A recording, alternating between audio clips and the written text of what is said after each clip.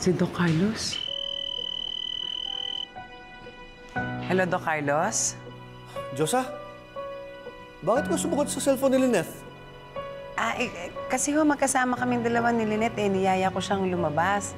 Kaya lang ngayon, parang natatakot siya. Hindi ko maalam kung ano nangyari sa kanya. Bigla siyang natataranta, parang uiyak siya ng iyak. Naalala niya yata yung mga trauma-trauma niya, parang ganun. Bakit ano nangyari? Is she okay? Nanginginig ho yung katawan niyang maigi tsaka iyak ng iyak. Hindi ko nga maintindihan kung ano nangyari sa kanya. Nasaan ba kayo? Pupunta ko kayo dyan, ha? Hintayin niyo ako. Sige ho, itetext ko na lang ho sa inyo yung address kung nasaan ho kami.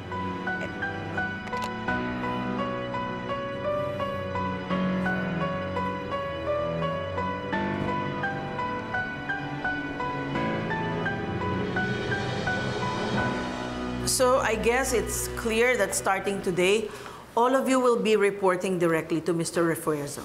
Okay? Meeting adjourned, and thank you. You may now go back to work. Thank you, ma'am. Thank you. Thank you. Congratulations. Thank you. Miss Sanyag. Eric, Yes, Giselle. I just wanted to thank you for what you did earlier. Actually, hindi mo naman kinailangan gawin yun eh. Alam ko naman kung saan ang gagaling si Justine, so hindi ko siya masisisi kung yun ang nararamdaman niya. I just hope that in time, she'd be able to forgive me. Well, Giselle, mukhang mahihirapan ka. With the attitude of Justine, you know, I know her too well. Hindi siya madaling magpatawad. I myself had a hard time dealing with her problems before. Yung mga anxieties, yung mga trauma na naranasan niya. Eric, I'm sure naman mas kilala mo ang anak natin. I just want to know more about her. Like, I want to cook for her. Ano bang favorite niyang food? What is her favorite pastime? Does she love to travel? Just let me know. Kasi gusto ko lang naman makasama at mas makilala ang anak natin. I want to make up for lost time. I know something na tiyak na magugustuhan niya.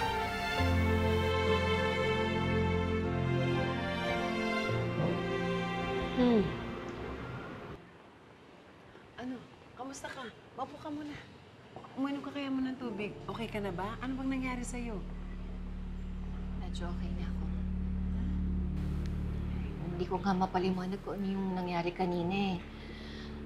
Basta nung nakita ko yung lalaki, nung nakabangga ko sa labas ng restaurant, ako bigla na lang akong natakot. Basta hindi ko mapaliwanag eh.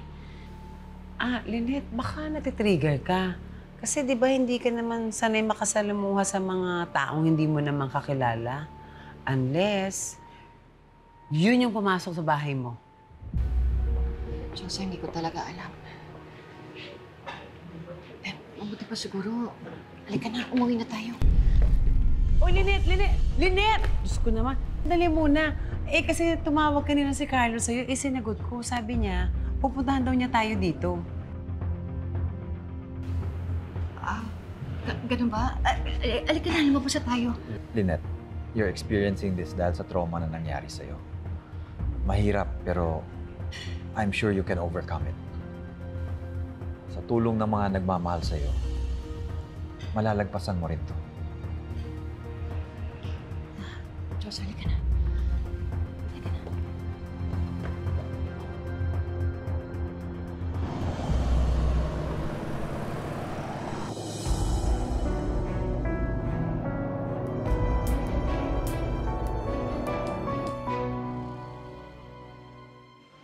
Dito na lang natin antayin si Carlos.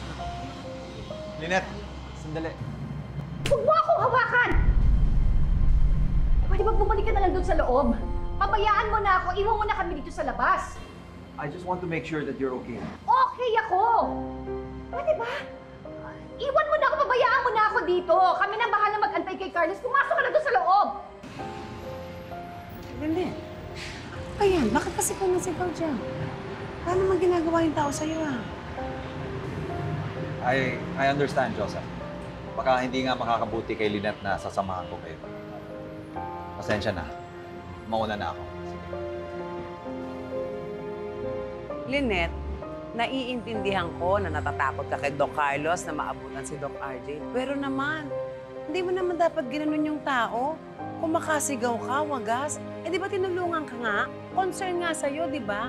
Huwag mo naman tatuhin ng gano'n. Nagmamalasakit yung tao sa'yo. Doktor yun, oh. Nakakahiya ka, Lynette. Diyos mio ka.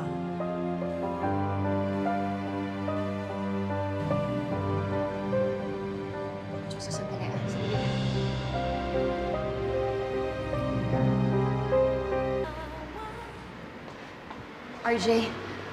RJ, sandali.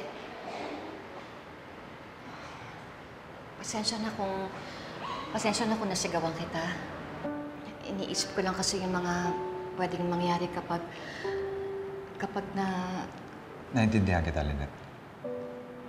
Pero gusto ko lang sabihin sa'yo na wala naman akong masamang intensyon. Wala naman tayong ginawang masama para matakot ka. Alam ko naman yun eh. Pero kasi ayoko lang magbigay ng rason kay Carlos para magselo siya. Pasensya na ulit. Pasensya na din. Sige, mauna na ako.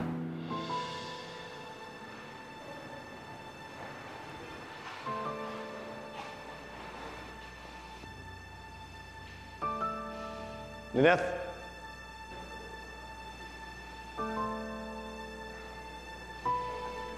Pwede ba kita makausap?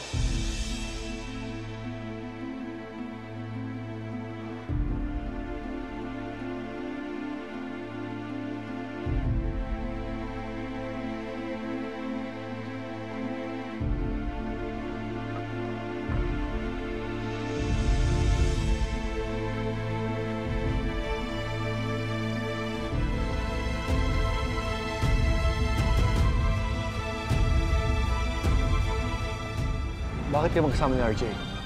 Nakita ba kayo? Ha? Niloloko mo ba ako? Alam ko matindi ang galit mo sa akin, pero hindi mo kailangan gawin yan! Walang magiging okay. So back off. Alam kong galing sa trauma na nilooban sila.